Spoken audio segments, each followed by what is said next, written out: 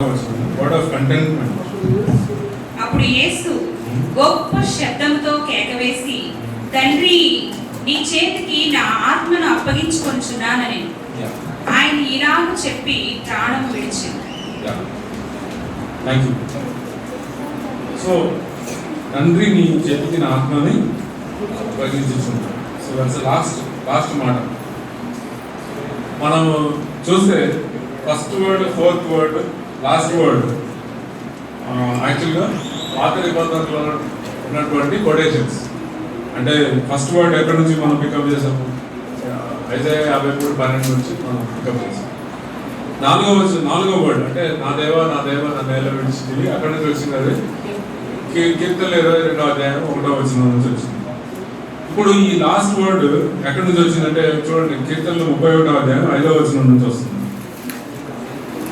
కీర్తనలు 31వ అధ్యాయం 5వ వచనం. నా ఆత్మను నీ చేతికి అప్పగించుచున్నాను, యెహోవా సత్యదేవా, నన్ను విమోచించువాడవు నీవే. ఇక్కడ కీర్తనకారుడు ప్రార్థన చేస్తున్నాడు. ఎవరు ప్రార్థన చేస్తున్నాడు? నా ఆత్మను నీ చేతికి అప్పగించుచున్నాను, నా ఆత్మను విమోచించుము అన్నాడు. అయితే యేసుక్రీస్తు వారు నా ఆత్మను విమోచించాలని అనక్కర్లేదు. ఓకే, అందుకని ఆ సెంటెన్స్ వదిలేశాడు. ఏమన్నాడు? సింపుల్గా, తండ్రి నీ చేతికి నా ఆత్మను అప్పగించుచున్నాను. సో ఇక్కడ దీనిలో నుంచి కొన్ని విషయాలు మనం అర్థం చేసుకోవచ్చు. ఏంటంటే జీసస్ డైడ్ యాక్చువల్లీ అంటే జీసస్ డైడ్ యాక్చువల్లీ అంటే ఆయన యాక్చువల్గా చనిపోయాడు. ఎందుకు నేను చెప్తున్నానంటే ఇట్ ఈస్ నాట్ ఇల్యూషన్. చాలామంది ఎస్పెషల్లీ అహ్మద్ దీదాత్ అని ఒక ఇస్లామిక్ స్కాలర్ ఏమన్నాడంటే యేసుక్రీస్తు వారు సిలువలో చనిపోలేదని ఒక ఆయన వాదించాడు. So many Islamic scholars argue that Jesus did not die. యేసుక్రీస్తు వారు సిలువలో చనిపోలేదు, ఆయన అట్లా మీరు ఆప్తే నేను కంటిన్యూ చేస్తాను. సో యేసుక్రీస్తు వారు సిలువలో చనిపోలేదు, కానీ ఆయన మూర్చపోయాడంట. హీ వాజ్ సూన్ అంటే మూర్చపోయాడు.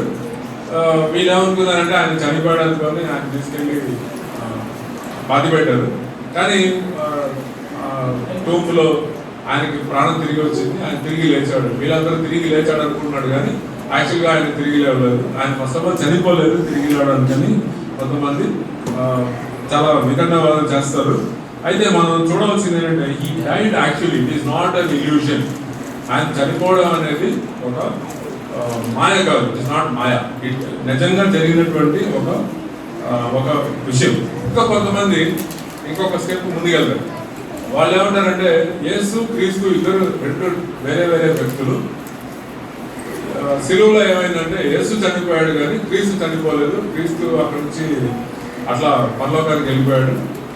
వీళ్ళు ఏం చేశారంటే యేసు అనే వ్యక్తిని, ఆ శరీరాన్ని ఆయన పాతి పెట్టారు, కానీ క్రైస్తు మాత్రం పరలోక రాజ్యంలో ఉన్నాడు అని అది ఒక ఆర్గ్యుమెంట్. అంటే నాస్టిక్స్ చేసినటువంటి ఆర్గ్యుమెంట్. ఈరోజు కూడా కొంతమంది కొన్ని చర్చెస్లో అట్లా ప్రచారం చేయడం అనేది జరుగుతుంది. మనం జాగ్రత్తగా ఉండాలి.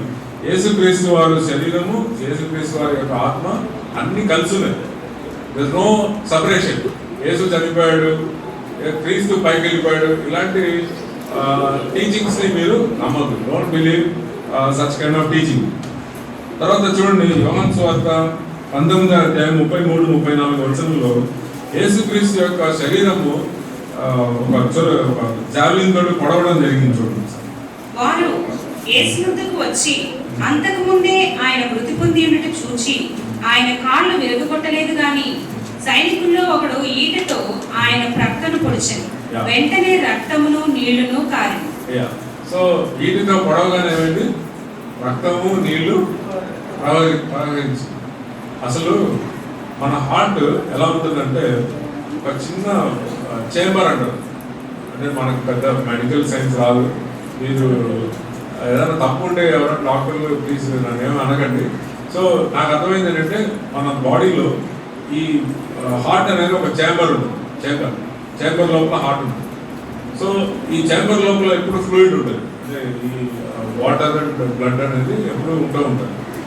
అయితే ఎప్పుడైతే ఈ సోల్జర్ ఆ పక్క నుంచి ఆయన ఈటతోటి పొడిచాడు, ఆ చేంబర్ని పంచర్ చేశాడు. ఆ చేంబర్ని ఆయన పంచర్ చేయడం వల్ల ఏం జరిగింది? ఆ చేంబర్లో ఉన్నటువంటి రక్తము నీళ్ళంతా కూడా బయటకు వచ్చేసింది, ప్రవహించింది. అలా జరిగినప్పుడు ఎవడన్నా సరే ఈ ప్రపంచంలో బ్రతకగలడా? ఓకే, డాక్టర్స్ ఏమంటారంటే, మెడికల్ డాక్టర్స్ ఏమంటారంటే ఎవరు కూడా జీవించలేరు. ఎవరికైనా ఛాంబర్ కనుక పంచర్ అయిందంటే ఎవరు అది ఆపరేషన్ చేయడం కూడా కుదరదు, ఇట్స్ నాట్ పాసిబుల్. ఓకే, అంటే ఇక డిసేబుల్స్లో ఒక సర్జన్ ఉన్నారు, వాడు డిసెంబర్ వెళ్ళగానే టేబుల్ తీసుకెళ్ళి ఆపరేషన్ చేయాలి. బేసిక్ ఆ పంచర్ అయిందండి ఎవరు చేస్తారు అట్లా? సో అంటే ఏంటంటే జీసస్ డైడ్ యాక్చువల్లీ, నిజంగా ఆయన శిలువలో చనిపోయాడు. తర్వాత నెక్స్ట్ పాయింట్ ఏంటంటే Jesus died confidently in God's presence. ఆయన చాలా కాన్ఫిడెంట్గా ఆయన చనిపోయాడు. ఆయన ఏమి ఏడ్చుకుంటూ గింజుకుంటూ అట్లా ఏమి ఆయన చనిపోలేదు. ఆయన దేవునితోటి మంచి సంబంధాన్ని కలిగి ఉన్నాడు.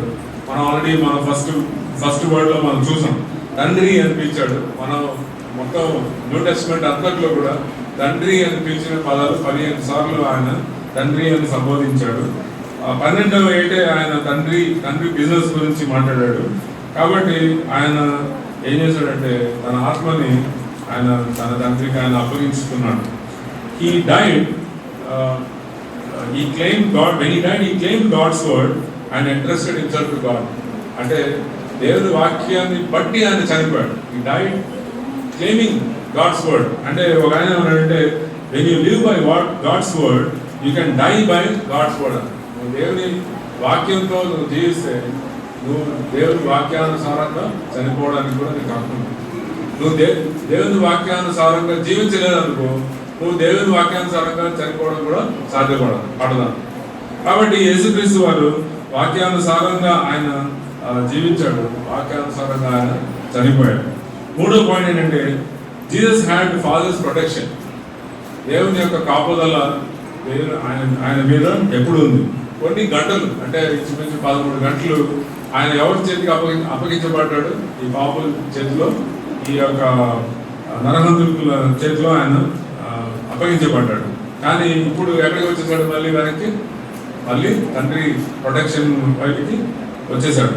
అయితే యేసుక్రీస్తు ఒక మాట చెప్పాడు లూకాసు వార్త 12వ అధ్యాయంలో 5వ వచనంలో ఒక మాట అంటాడు, చూడండి. ఎవరికి మీరు భయపడవలనో మీకు తెలియజేయదు. చంపిన తర్వాత నరకములో పడద్రోయే శక్తి గలవానికి భయపడుడి. ఆయనకే భయపడుడని మీతో చెప్పుచున్నాను. ఎందుకంటే మనుషులు ఏం చేయగలుగుతారు? మనుషులు మన శరీరాన్ని చంపగలుగుతారు, కానీ మన ఆత్మని వాళ్ళు చంపగలుగుతారు. కానీ దేవుడు మన శరీరాన్ని చంపగలుగుతాడు, మన ఆత్మల్ని తీసుకెళ్ళి నరకంలో పడేయడానికి కూడా ఆయనకి శక్తి ఉంది. కాబట్టి ప్రభు ఏమన్నాడంటే, నువ్వు ఎవరికి భయపడాలి? నువ్వు దేవునికి భయపడాలి. సో యేసుక్రీస్తు వారు ఏం చేస్తున్నారంటే తన ఆత్మని ఆయన ప్రభు దేవుని చేతికి ఆయన అప్పగించుతున్నాడు. తర్వాత Jesus did not die unwillingly. ఏదో చాలా బాధపడుతూ, అయ్యో నాకెందుకు ఈ పని. ఇప్పుడు చాలా మంది ఆఫీస్లో ఏదైనా వరల్డ్ కప్ చెప్తే ఏడ్చుకుంటా చేస్తూ ఉంటారు రోజంతా. ఏంటంటే అయ్యో నాకు ఎందుకు ఇచ్చారు. మా కలీగ్స్ కొంతమంది రోజు చెప్తూ ఉంటారు, అయ్యో నేను ఎక్స్ట్రా చేస్తాను. సో కానీ యేసుక్రీస్తు వారు మాత్రం అట్లా చనిపోదు. ఈ డైడ్ విల్లింగ్లీ. ఆయన యోహాను సువార్త 10వ అధ్యాయంలో ఏమన్నాడంటే, నేను నా జీవితాన్ని నేనే ఆయన కింద I'm laying down my life అంటాడు. చూడండి యోహాను సువార్త 10వ అధ్యాయం 17-18 చూడండి. నేను దాన్ని మరలా తీసుకున్నట్లు నా ప్రాణము పెట్టుచున్నాను. ఇందువల్లనే నా తండ్రి నన్ను ప్రేమించుచున్నాడు. ఎవడునూ నా ప్రాణము తీసుకొనడు. నా అంతటి నేనే దాన్ని పెట్టుచున్నాను. దాన్ని పెట్టుటకు నాకు అధికారము కలదు. దాన్ని తిరిగి తీసుకొనుటకును నాకు అధికారము కలదు. సో ఇది ఆయన పాయింట్ అండి. ఆయన ధైర్యం అది.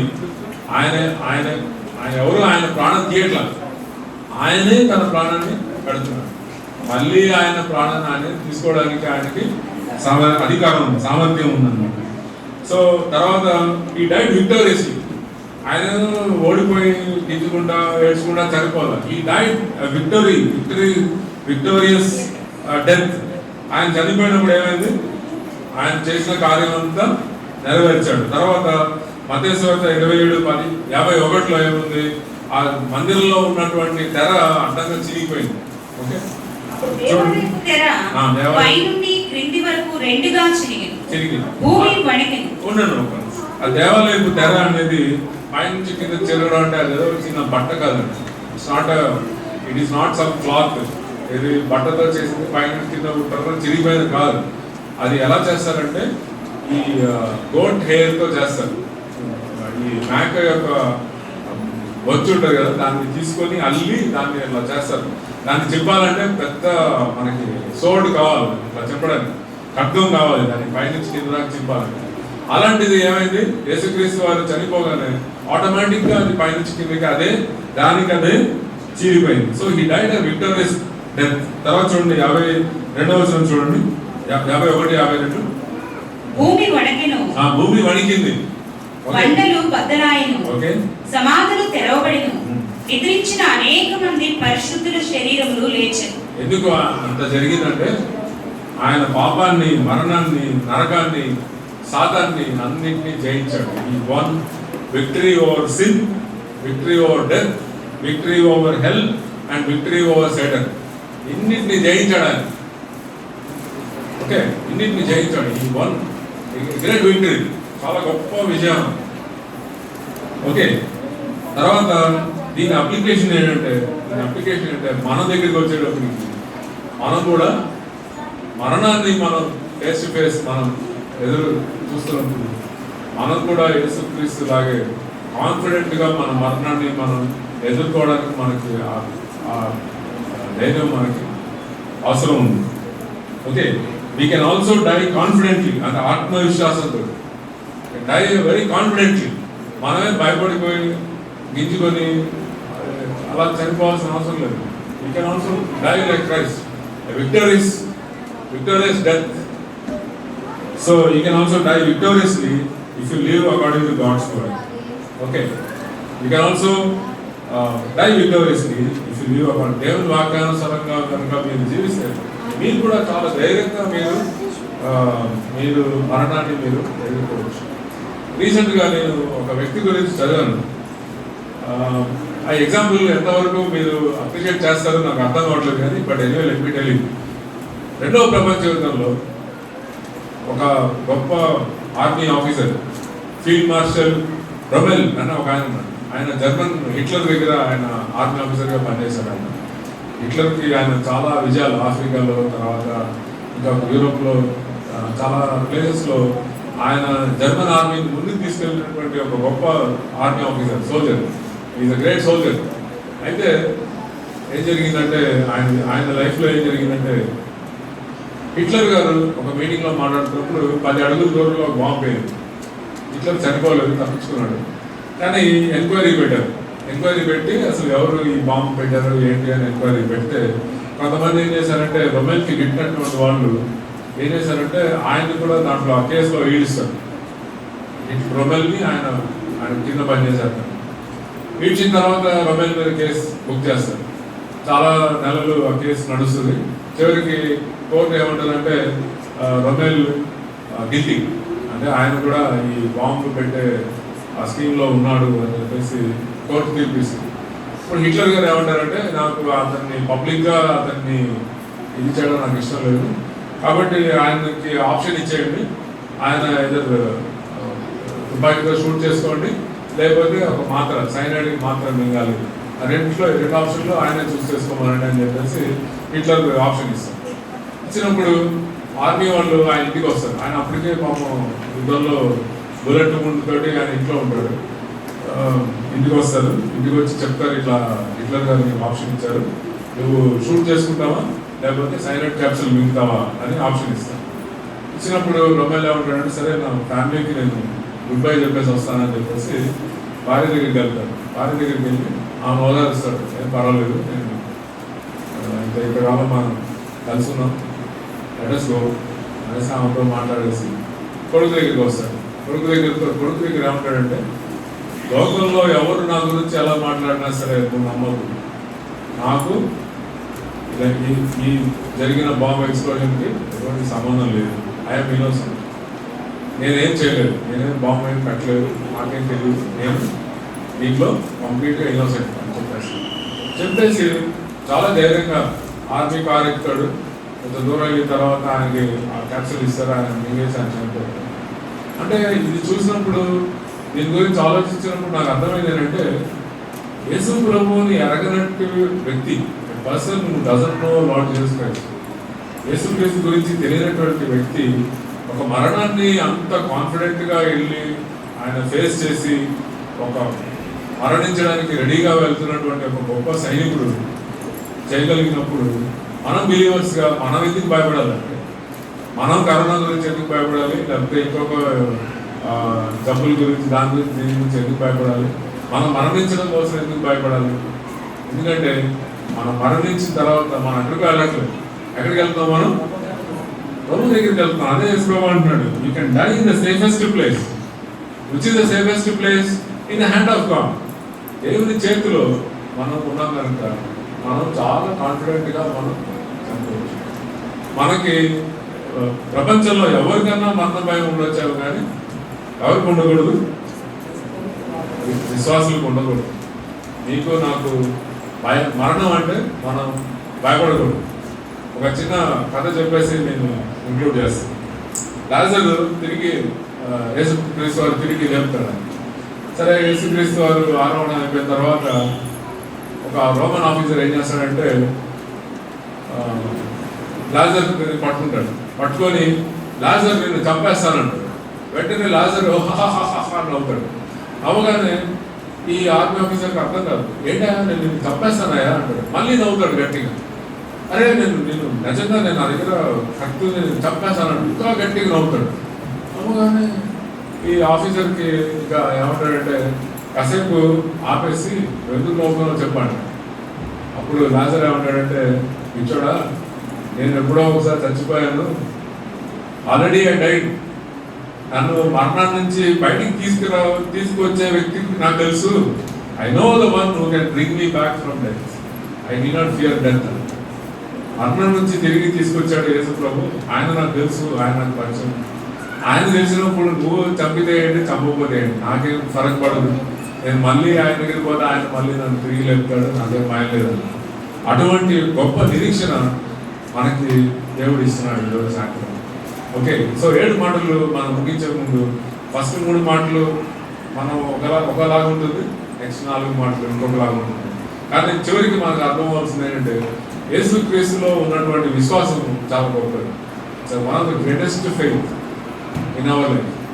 ఆ ఎక్స్పీరియన్స్ని మీరు అందరూ అనుభవించాలి, మీరు అనుభవించాలి, నేను అనుభవించాలి, మనం అందరూ అనుభవించాలి. యేసుక్రీస్తులో మనం ఎదగాలి. మనం ఈ లోకంలో ఒక యేసుక్రీస్తు లాగా, ఒక వెలుగులాగా మనం జీవించాలి. దేవుడు అటువంటి కృప మనందరికీ దయచేయండి.